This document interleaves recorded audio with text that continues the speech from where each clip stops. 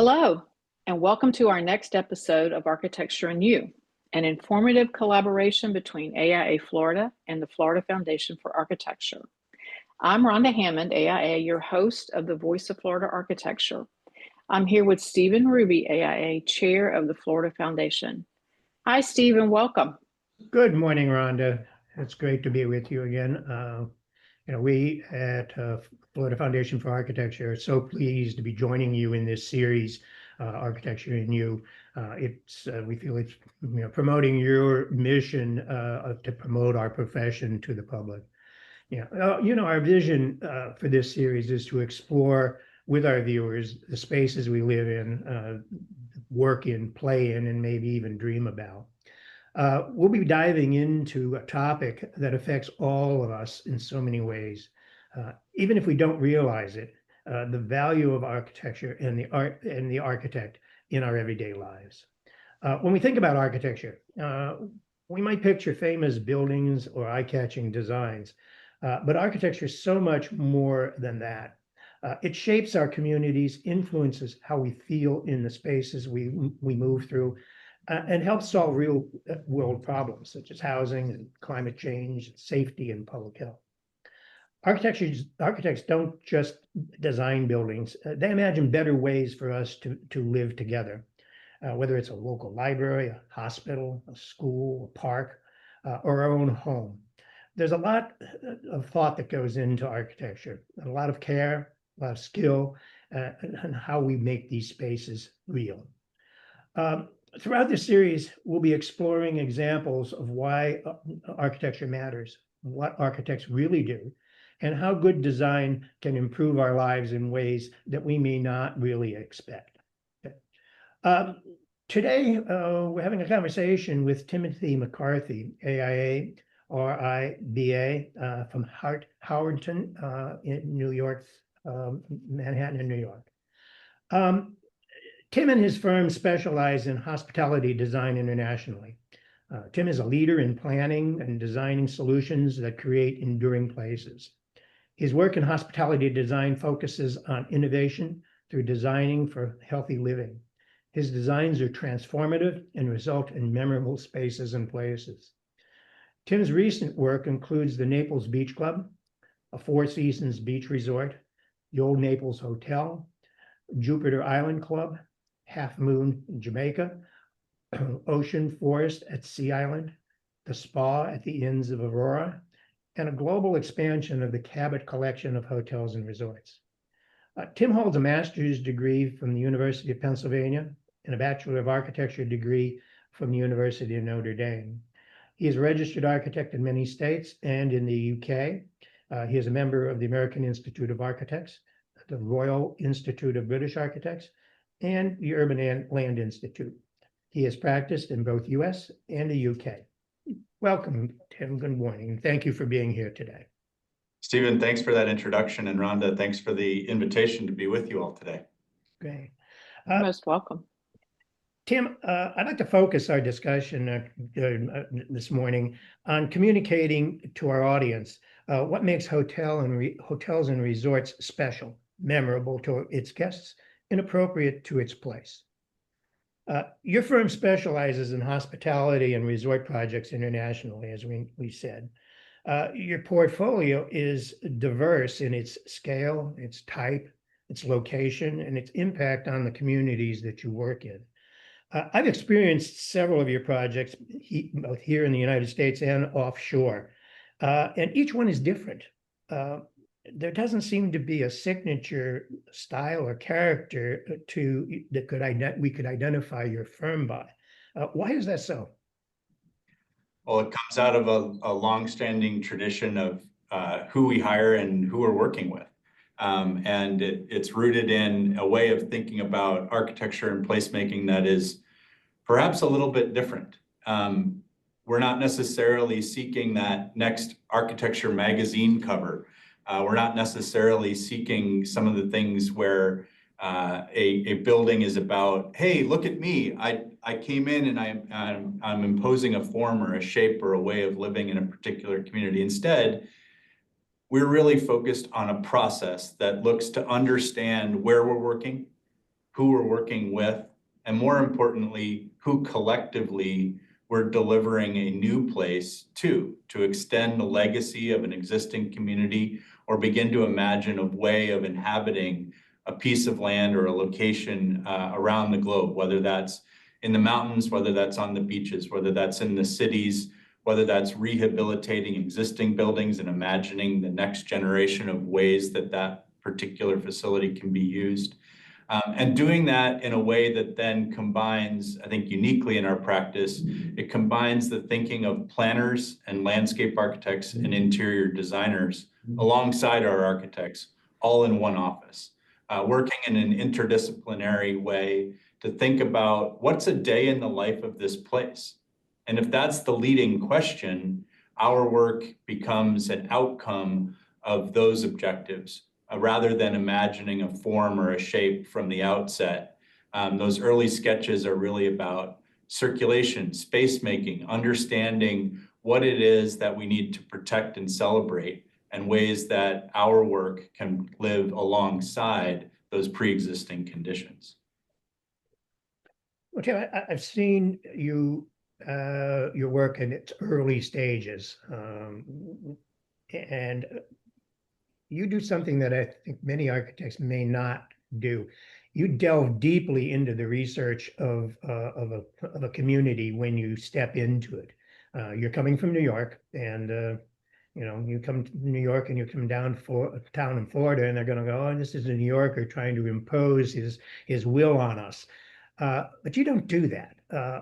Why and how do you go about spending the time to do that research, and how do you get to the core of what the essence of the architectural heritage of a community? It's research intensive, and it comes in a number of ways, shapes, and forms, Stephen. One of the great aspects of the internet is you can do some pretty deep dives through desktop analysis, but ultimately there's no substitute for being on the ground, for looking people in the eye and understanding what's important to them. And so perhaps part of that for the audience today is to reflect on what a big part of our role as architects is, and that's of communication, being a communicator, walking into a room and listening actively, hearing 30, 50, 200 different points of view. Sometimes they're in concert with one another. Sometimes they're in conflict with one another. But our role becomes that, not just of drawing, not just of working with structural engineers to make sure that a building's going to stand up, but rather hearing all of the things that are going to create a great place for those different stakeholders, those different voices in the room. And as a result, we then do go away. We put pen to paper. We start to think about how all of those different influences are going to result in a singular solution. At the end of it, we do have to design and draw and permit and work through with all the relevant authorities a building.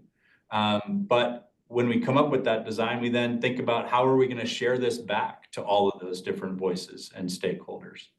How are we going to make sure that ultimately we gain consensus? We marry it together with the desktop research about history, about climate, culture, language, food, all the things in a resort setting that are going to attract people, not just for the first visit, but importantly for the communities where we're working, those second and third visits. How do we create a business sustainable thesis here that's rooted in a real celebration of the unique attributes of a place? So I actually had a couple of things that maybe regarding the kind of engagement with a community, I might just throw up on the screen to highlight some of these aspects regarding communication.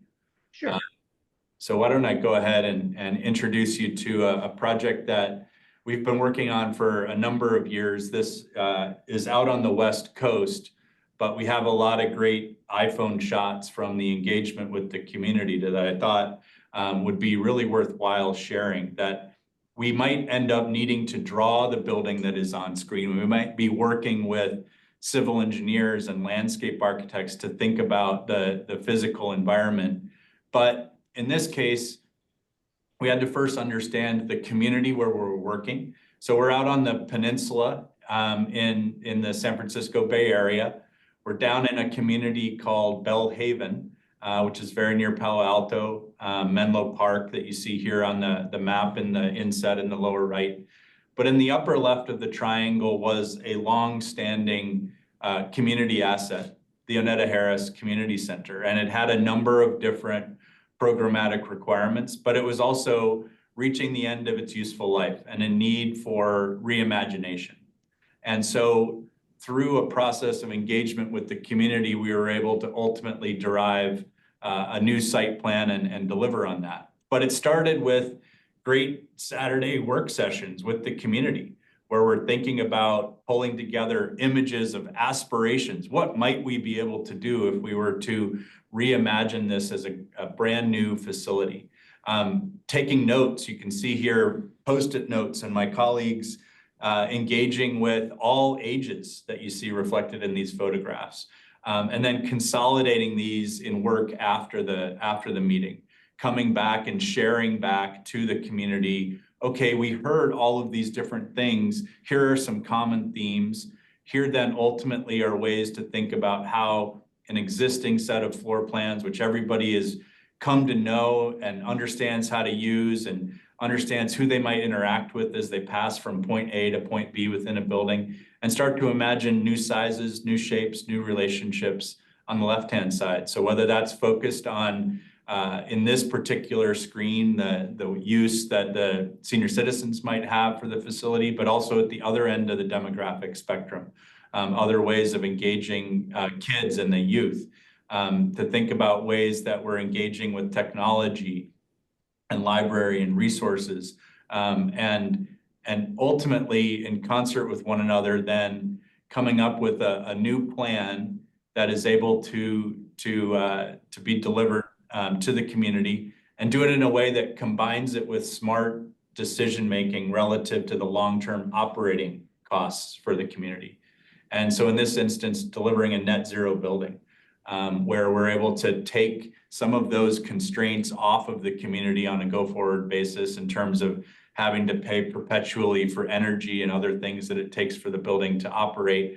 We can focus those long-term resources on the people that are going to program the space and attract those community members here together. So I thought in terms of the context of our role as communicators, our role of thinking about the different requirements of different user groups, then working together with, in this instance, our internal landscape architecture team and interior design team to think comprehensively about ways that we can arrange space, choices we can make at a material level so that we're thinking about the LEED certification, the leadership in energy and environmental design, and thinking through ways that we're making smart choices about each one of these materials, imagining how it might be used during the day versus how it might be used during the evening, and ultimately then being able to deliver on a lot of those Post-it notes to create a building and share back to the community the result of all of that public engagement,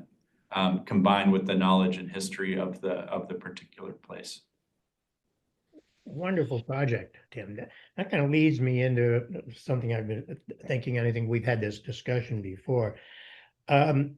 That community engagement process with the community was a one-on-one with the community. But you alluded to this earlier in your discussion. I know you're very successful at mitigating corporate image of your clients and your local architectural environment and character of an area, and the desires and needs of a community, sometimes offering diverse opinions. How do you go about navigating these conflicting visions and agendas in your project and gaining consensus? A very fair question. Most of the work that we're doing is for private clients. And that's really a code word for they need a business plan. It needs to be rooted in economic success. And so in each instance, we're doing active meetings with our clients, perhaps out of the public eye, but understanding costs, understanding revenues, understanding ways that we can attract people to spend time in this place so that we can continue to invite public to engage with a hotel over many, many, many years, many, many decades. In several instances, we're working with long-term holders of assets, people who have been involved in a community in many instances for many decades and look to continue that legacy of what they've been able to contribute by engaging with us and imagining the next generation of an asset. And so while we do presentations to local community boards, to city councils, to design review boards, and we present everything from the architecture to how we're compliant with traffic and parking considerations, we're also working through in the background ways to marry that together with a business plan. And so that's I think the corporate aspect of what you're touching on a little bit, that in each instance, these do need to have a business plan, that there are outcomes and success metrics tied to those aspects of the project, in addition to placemaking. And so within our firm and within our business, we have a number of people who are able to think differently than just putting pen to paper. I touched a little bit on the people who are leading some of the communications.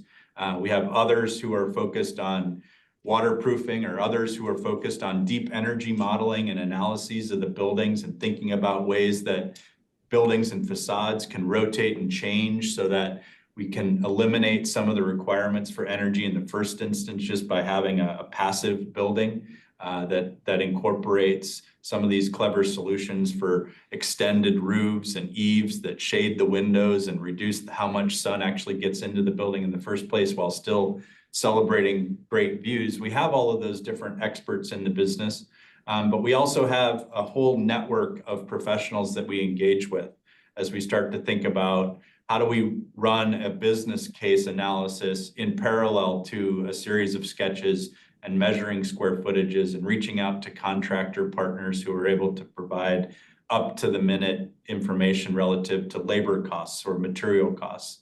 Thinking smartly about what's made domestically, what's made internationally. How do we incorporate all of those different aspects and ultimately come up with, again, back to that single solution that incorporates all these different influences. So that role of sitting in the middle, that hub in the middle of a wheel where we have spokes out to a whole number of different experts.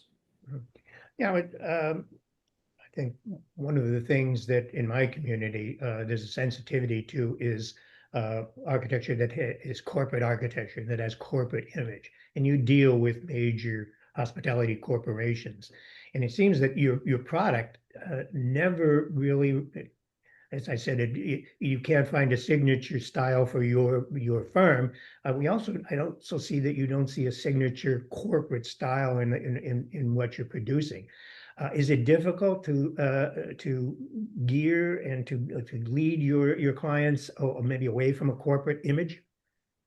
I don't know that it is. I think most of the people who are walking through the front door for our firm and for our business are perhaps seeking the process more so than the finite outcome. Meaning, we have many people who are either direct repeat customers and clients or one degree of separation, people who perhaps were early on in their career working with us because someone at their organization told them to.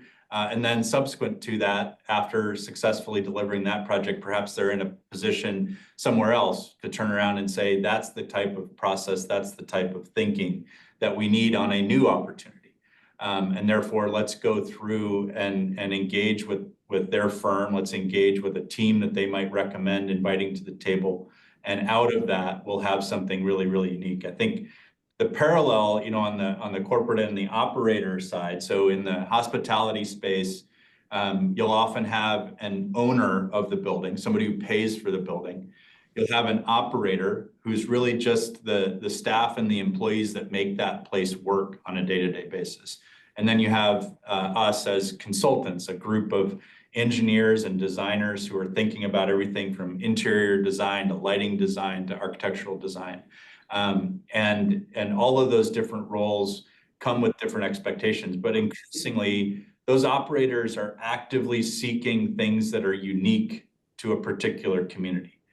The old days, perhaps in the 80s and 90s, before globalization, before people are tremendously more mobile today than they were previously, there was a period in time where people wanted a consistent hotel and resort experience. They wanted that feeling of safety. They wanted that feeling of familiarity. And so the way that you arrived to a property was similar, whether you were in Asia or whether you were in the States. There was a way of arriving to the property. There was a way of getting escorted to your hotel room. There was a way of spending time at the pool. And I think increasingly those ways of thinking have broken down. And thankfully, it means that the focus is on what's unique about this particular place. How are we going to introduce a whole variety of guests and users to celebrate the unique qualities of a particular environment, to really understand and engage with the community, understand and appreciate the history. Perhaps even you start to think about the different groups that show up to a hotel.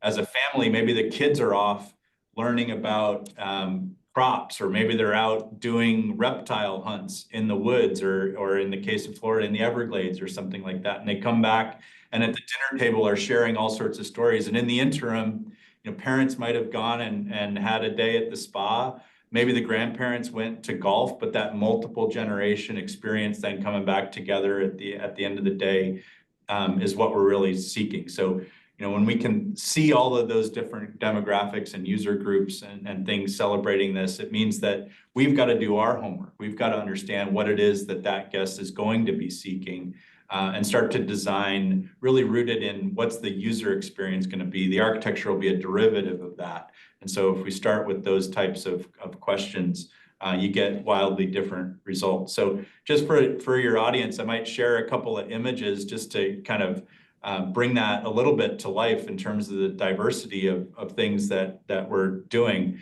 Down in Naples is a large scale hotel. On the right-hand side of this image is a 220 key Four Seasons hotel.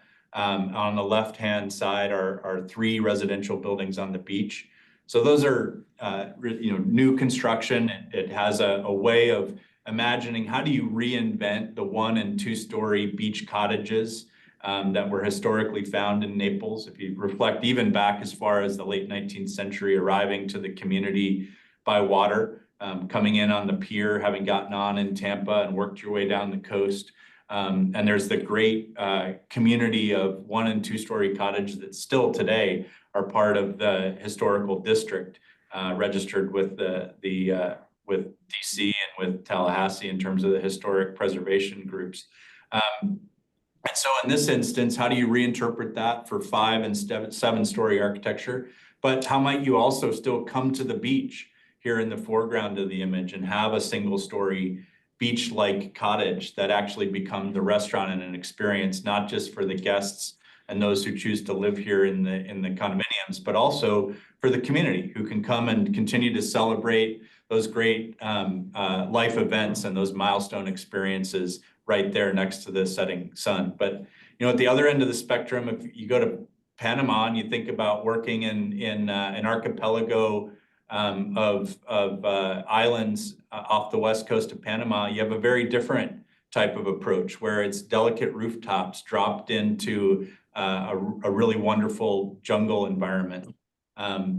And then, as you start to think about the diversity of architecture and experiences, you jump up to the Panhandle in Florida, up to a place called Alice Beach on 30A, which has a very distinct architecture as a community, and ways that we could come in and deliver a different type of beach experience, or perhaps elsewhere in the Low Country. Something that when you look at this image, you start to think immediately of that continuum of living along the coast between Charleston and Savannah and extending down as far as the Golden Isles, for example, and just inhabiting space differently and using porches and other ways of shedding water and creating shade for different users. And so in each instance, understanding what's unique about a particular place In the case of Sea Island, Addison Meisner over 100 years ago came up to Sea Island working with the Coffin family and said, hey, I've been exploring some things on Worth Avenue and in the Palm Beach area. I'd love to have a chance to deliver the original cloister at Sea Island. We've subsequently come in and introduced additional development that hopefully lives in concert with the work that people who were there ahead of us were able to deliver. And so in each instance, really understanding what's unique about these particular locations and how might we use that experience. I'm going to spend time at this restaurant. So over the course of 2 or 3 hours, what is it that somebody might take away in addition to amazing food from Jean-Georges? What is it that our work as interior designers, as architects, can start to do to create those takeaway moments and the things that say, I really want to go back. I really learned a lot and want to celebrate time in this particular part of the world. In this case, just east of Charlottesville in Virginia. Well, as you go through that, Tim, 2 things came to mind early in your conversation. I think I could summarize your approach to corporate imagery. It seems like those who come to you are really got to understand that the uniqueness and good design and a good analysis of the problem is also good business. That it makes a unique space that is a good business model for them. So I think you're attracting people who have similar business acumen that you do, which is, and that's admirable. The other thing is, as you were showing these images, and so many of them I've never seen of your work. Those are they were amazing. But I've experienced a number of in my travels, a number of resorts and places that I go to that when I leave, they've imprinted a memory of the specialness of the place or the city that I've been to. So when I think of various places around the world that I visited, I associate them with a place, with a feeling that I had in that place. And you seem to infuse those characteristics into place that are memorable. And as you're showing all of these images, how do you do that? How do you go about infusing something that I'm going to walk away saying, I'm going to remember this for the rest of my life, even if I never come back? There's, for us, a different starting point. And it's one that I've touched on it on a number of occasions here today. And, imagining what it is that people are going to do here. How are people going to spend time? How might that then work with the things that are unique, whether it's the ecology, the environment of a place, whether it's planning outdoor rooms that complement each interior choice. So one example that comes to mind is the very first meeting that we did for some work we currently have underway at Alice Beach. So I just showed a moment ago an image of the beach club at Alice Beach as one unique example of our work, but deeper into the property, closer to the great forest environment that sits back from the beach along 30A. Our first meeting for this next chapter, next phase of Alice Beach, was not that of how do we recreate what's on screen. It's a beautiful environment, and a lot of people have been attracted to spend time here, either buying into the community or just spending a week or 2 weeks here each year.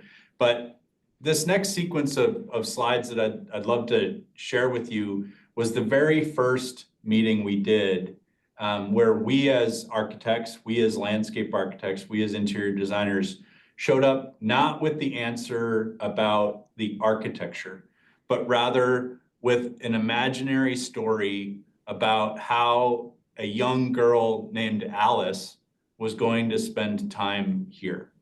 And so in that first aerial image, a lot of the existing homes within Alice Beach are courtyard based, or the outdoor experiences are using streets to get to a series of gardens. And so it starts here firstly saying, let's think about a different house type.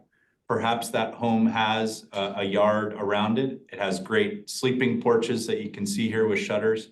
But our sketches started with Alice waking up in her bunk bed. not necessarily thinking about the specifics of the architecture, but imagining how she wakes up, she bounds down the ladder, she runs into the kitchen and has a great pancake breakfast. And where is that breakfast? It's out on the porch. It's the screen porch where mom and dad and the dog are getting organized for the day. And we're starting to think not necessarily about the architecture, although there's some implied thoughts on what that might be.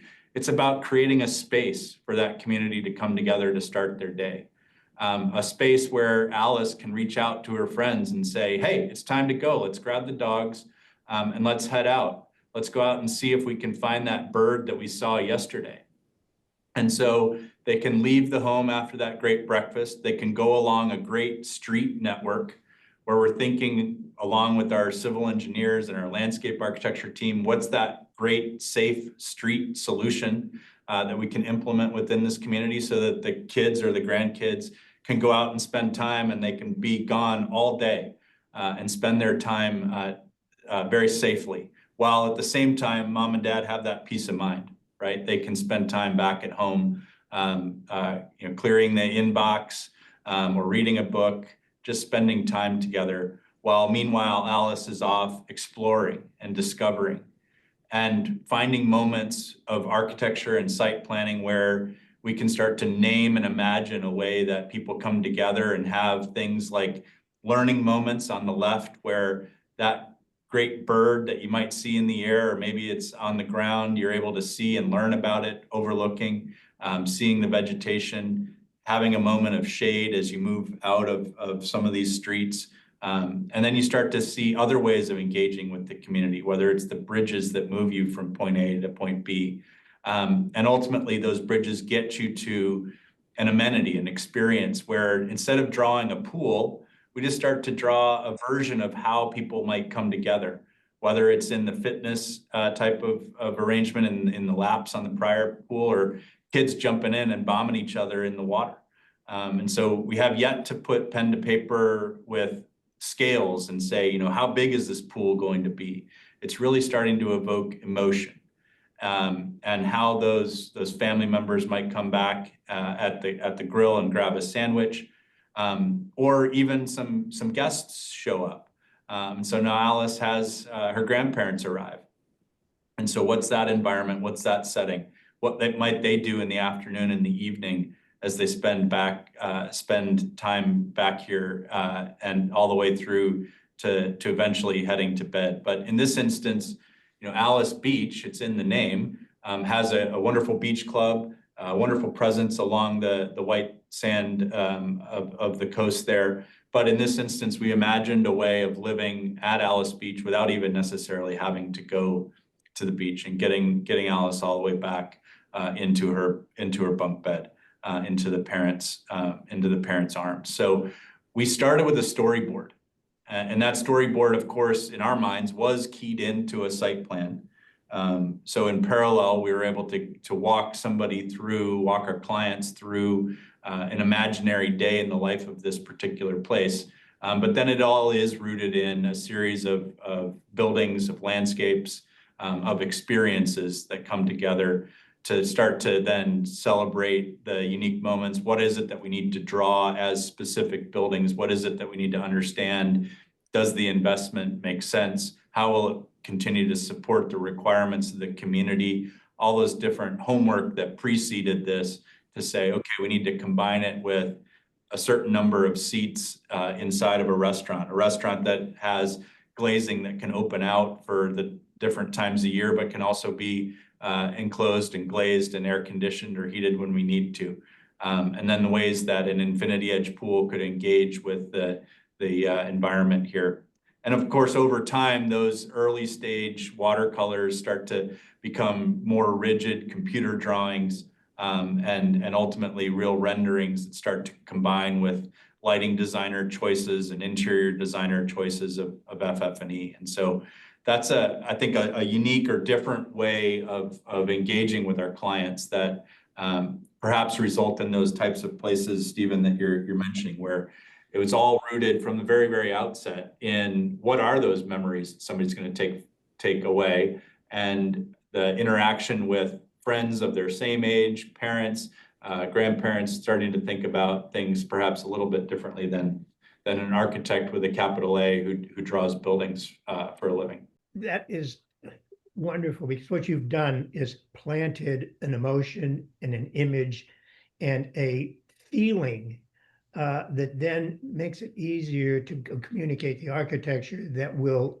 invoke that feeling.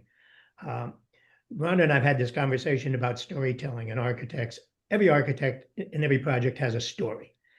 And you started with the story, which is so powerful, so impactful, that story became the basis and the foundation for your architecture.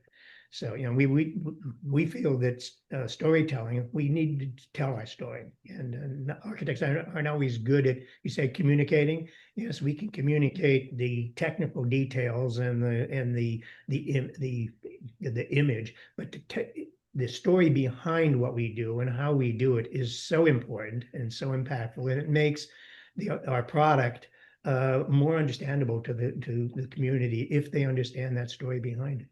So kudos. That's a wonderful example. Thank you. It's a family who has stewarded that property for a very long time, and I think one of the responsibilities we feel we have is to step in and help to champion those long-term visions and understand what is unique about this place, but perhaps how do we imagine that next chapter of development that really extends that legacy and helps to protect those unique attributes for everybody who might come in the future. That's wonderful. I have one more question for you. What project in your career do you think has had the most impact on the public and the community that it's located in? And what do you think that impact was? Great question. And I'm going to admit to some very much some recency bias. I happen to be just off the plane from a wonderful family vacation in sub-Saharan Africa, in East Africa. And it's a place in northern Tanzania called the Grumeti Reserve. I know. It's a property that we as a firm got involved with almost 20 years ago. The original landowner who created this 350,000 acre managed part of that extended the boundaries really of the Serengeti National Park started his work in 2005. We got involved in 2007 and helped to create some relationships between local communities, the TANAPA, the Tanzania National Parks Authority, as well as then the new landowner, who's an American-based investor and is interested in the preservation and conservation of the ecology and ecosystem of the Serengeti.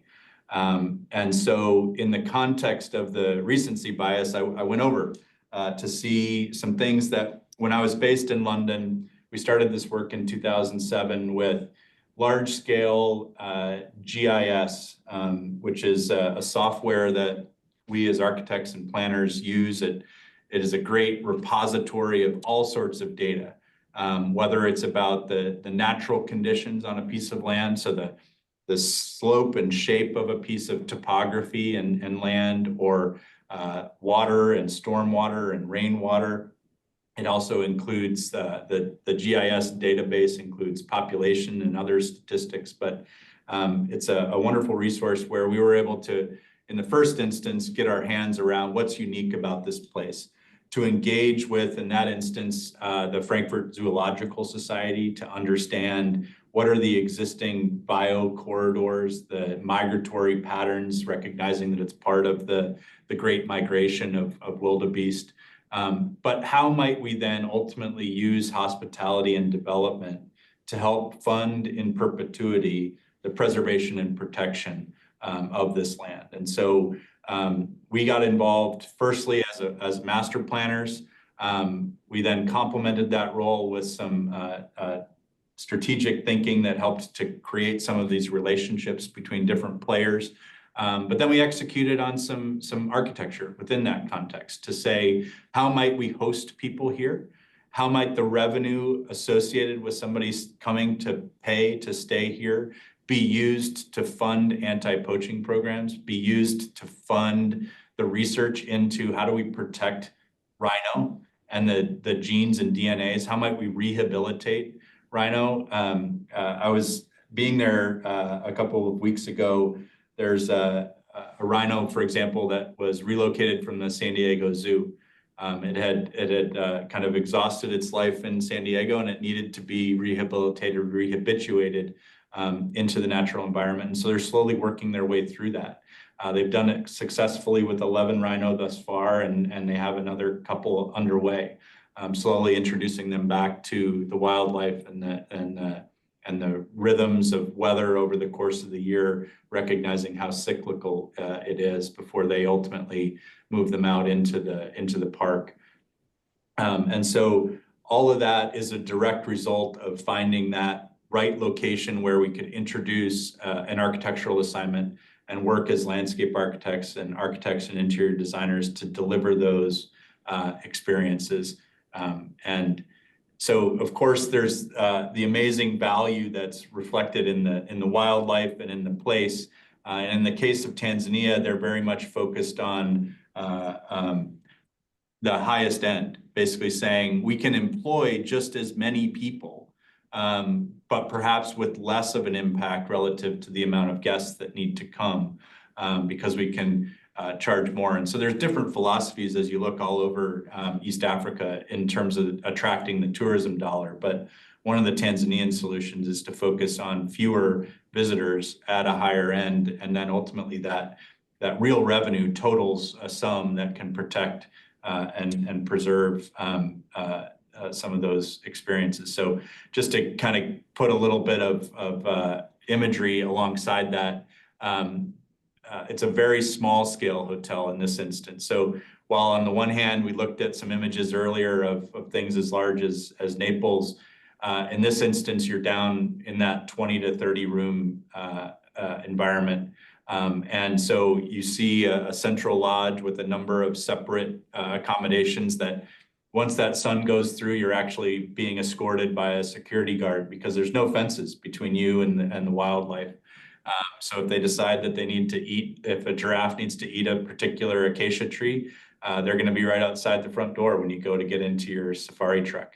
But towards the top end of this screen, there's a small little construction site in the top center of the screen, which came out of some analyses that I mentioned with all of these different data sets, whether it's working with the Frankfurt Zoo and TANAPA or other partners, but ultimately then imagining a home that could occupy that location. And so now we can attract a larger multi-generational family visitor who can come and spend a week here, going out on game drives in the morning and in the evening, but during the course of the rest of their day, spending time here. So we're able to deliver to them the pool and the different experiences, thinking very smartly about resource management. So how many times might we be able to use a drop of water, for example? And so we harvest all of the rainwater. We're able to use the green roofs that you see reflected here on screen as ways of actually filtering some of that water and recapturing it after it goes through a wetland system that we built on the roof so that we can reuse it in places like toilets and other locations in the home.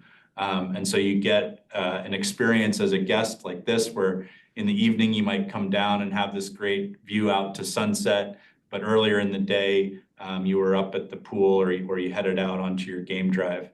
So that was one home. It's called Kilima. And then just 18 months ago, we finished up on construction with a number of different development partners from both the Grumetti Fund as well as the Milton Group, but working as their concept architect here to deliver the most recent property called Malele.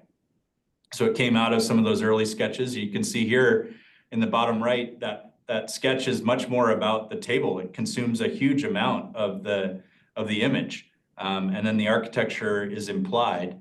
But it's that way of working consistently to say, when I step out of my front door and I hop into my game drive truck, what's that environment? How does the tree canopy come over and create that shade in the heat of the day? So that ultimately you get these types of vistas and experiences as you walk in the front door, have that big view across the Serengeti Plains. But in the evening, as the temperatures drop into the 50s, you're able to have that roaring fire here to welcome you home, or the next morning before you head out on your game drive to sit up in bed and have that great view out across the savannah. So, that interaction with marrying together hotel experiences, the development thesis, the ability to support poaching, the ability to fund community education programs where you're able to take kids after school programs and share with them why this ecology, why the Serengeti is so important, and perhaps therefore why they need to work with their families to protect it. And so I think it's definitely a bit of recency bias, but it's consistent with how we as a firm have worked, and it's rooted in this aspiration of stewardship. So whether we're stewarding people's careers who choose to join us and thinking about how they're learning, how they can ultimately be that fourth and fifth generation of our firm ownership, a firm that dates back to 1967, and how they might continue to attract clients who think about that long-term set of outcomes. Well, that example, when I asked you what was the most impactful aspect of a project, I think the impact here is no impact, minimal impact. It's reverse, which is so impressive. And I've been to that area of Tanzania, and it's just absolutely wonderful what you're doing there and how you're integrating it. So it's a massive team. Just to be crystal clear, we have but a very small role in it. I think it's a really important. We start to think about the long term of international funding and how governments around the world are prioritizing investments, and these natural resources are things that we all, I think, collectively need to think about. Whether it's designing a building for the middle of a city, let's see what we can do to reduce its energy. Let's see what we can do to reduce its embodied carbon. Let's be as smart as we can. And take advantage of the building science that's out there to say we know how to build smarter. And I think we can each do our role, our part in this larger conversation of design and thinking about placemaking. Well, Tim, I've really enjoyed this conversation. And actually, even though I've known you for some time, I've learned a lot more about you and your firm in this conversation. Really enjoyed it. So thank you so much for taking the time. Thank you, Tim, for sharing such incredible examples of how architects can have, lifelong impact on a community through thoughtful, intentional design of place. I've appreciated how you reminded us of our role as communicators. I hope our listeners learned something new from Tim's explanation of their process. And don't forget to follow our podcast so you won't miss an upcoming session of Architecture and You. Thank you for listening to this episode of The Voice of Florida Architecture, a podcast of AIA Florida.